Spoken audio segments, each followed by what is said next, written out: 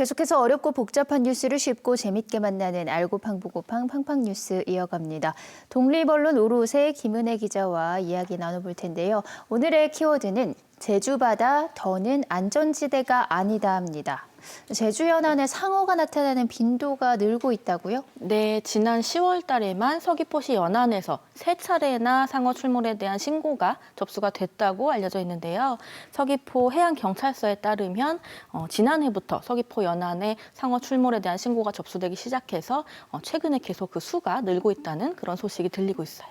네, 여름철이면 파란고리 문어가 출현했다는 소식을 종종 듣곤 하는데 상어까지 나타나고 있다면 물놀이나 어업 활동에도 지장이 생길 수 있다는 그런 상황인가요? 네, 그렇게 이해하셔도 될 것 같은 게 아시다시피 제주 바다 하면은 우리가 상어를 떠올리긴 힘들잖아요. 네. 상어 출몰하는 게 그리 흔한 일도 아니었고 그런데 지금까지는 이렇게 좀 제주 바다가 물놀이하기 안전하다 이런 것으로 많이 인식이 되어 왔었는데 서귀포 해경이 이제 2017년부터 시스템상에 상어 출몰에 대한 신고를 이제 기록을 하기 시작하게 합니다.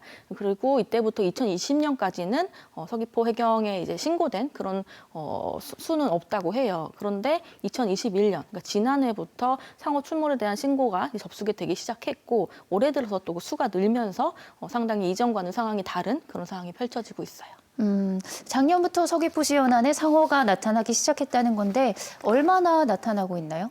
일단은 작년 10월 달에 서귀포시 하효동 인근 해상에서 상어가 출몰했다라는 신고가 접수가 됐었고요. 네. 이 밖에 해경에 신고가 된 건수는 이제 이렇게 하나 있었지만 신고되지 않은 그 출몰도 있다고 해요. 상어 출몰의 사례가. 예를 들면은 서귀포시 하효동이나 하리리 이런 좀 지역 연안에서 서귀포 연안에서 상어가 나타나면서 해녀들의 조업이나 어촌계 조업 활동이 잠시 중단되는 그런 또 소동도 있었다고 해요.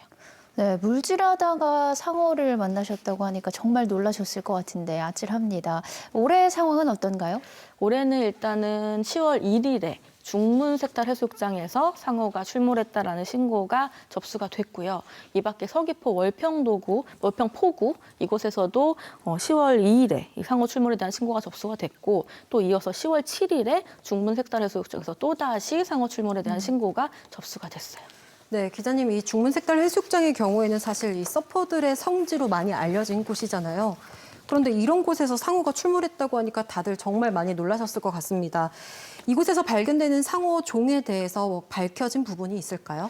일단은 그 발견된 이 상어들을 바로 이렇게 포획을 해서 우리가 확인을 한 게 아니라서 확실하게 다 무슨 종이다라고 판명이 나진 않았지만 이제 일반적으로 제주 연안에서 발견되는 상어는 무태상어인 것으로 이제 알려져 있거든요. 그래서 혹시 무태상어 들어보셨나요? 이름을? 네, 무태장어는 들어봤어도 무태상어는 생소한데 어떤 특징을 가진 종인가요? 저도 사실은 잘 몰랐는데 그냥 또 제주 바다에서 발견됐다고 하니까 그렇게 크지는 않을 것 같다. 그냥 이렇게 막연히 생각을 했는데 네. 굉장히 크더라고요. 이 상어가 최대 3m까지 성장을 하고 또 최대 중량이 300kg, 상당히 큰 상어인데 한국에서는 서해나 남해에서 이제 주로 출몰하는 것으로 알려져 있고요. 그리고 겨울인 이제 방어철, 방어를 주로 먹이로 하기 때문에 겨울철에 주로 많이 이렇게 출몰하는 상어로 또 알려져 있는데 이번에 이제 서귀포시에서 다수 발견된 게 10월 달이었으니까 결코 겨울이라고는 할 수 없죠. 그렇기 때문에 좀 드문 사례, 좀 희귀한 사례라고 볼 수 있을 것 같아요.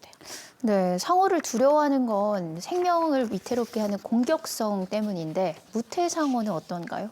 무태상어는 다행히 공격성이 높은 상어는 아니고 좀 낮다라고 이제 알려져 있는데 그럼에도 불구하고 또 사람을 공격한 사례도 있다고 해요. 특히 외국 같은 경우는 사람이 직접 이 무태상어에게 다가가서 괴롭힌다든지 아니면 특정 이렇게 활동을 하지 않았음에도 불구하고 상어가 접근해서 사람을 이제 공격한 그런 사례가 다수 접수가 되어 있고 이렇기 때문에 제주 바다에서 이제 상어가 출몰했을 때 얘네와 같이 헤엄해도 안전하다 이런 상어는 절대 아니다라고 보겠습니다. 네. 이 제주에서 갑자기 상어가 출몰하는 이 까닭이 궁금합니다. 이것도 혹시 수온이 높아진 게 영향이 있을까요? 예, 물론 그런 영향이 있을 텐데요. 일단은 여러 가지 이유는 있겠지만 크게 이제 일반적으로 알려지기로는 한 2가지 정도로 압축을 해볼 수 있는데 네. 첫 번째로는 말씀 주신 그 수온이 높아진 까닭 그것이 있을 것 같고 두 번째로는 이제 제주 앞바다에 서식하는 남방 큰 돌고래 이 남방 큰 돌고래가 개체수가 이제 감소하면서 상어가 접근하기 시작했다 이런 설이 또 등장해요. 상어가 아열대 기후에서 서식하기 때문에 해수온 상승으로 제주 연안에 나타났다는 설은 이해가 갑니다.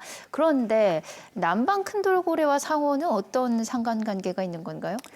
이제 지금까지는 제주 연안 한 2km 반경에 남방 큰 돌고래가 서식한다라고 알려져 있고 실제로 다소 이제 목격이 되기도 하죠. 제주 육지에서 제주 땅에서 봐도 바다에 이렇게 헤엄치는 돌고래들을 많이 보고 하는데, 근데 아시다시피 이제 남방 큰 돌고래 개체수가 계속 줄고 있어요. 뭐 이제 어구에 이렇게 지느러미를 다친다든지 이런 사례도 많이 발견이 되고 있고, 그러면서 이제 그동안은 남방 큰 돌고래가 존재함으로 인해서 이 존재 자체만으로도 상어 접근을 막을 수 있었는데 이제는 개체수가 줄면서 이 상어가 출몰하고 있다. 이런 전문가들의 좀 의견이 지금 제기가 되고 있더라고요.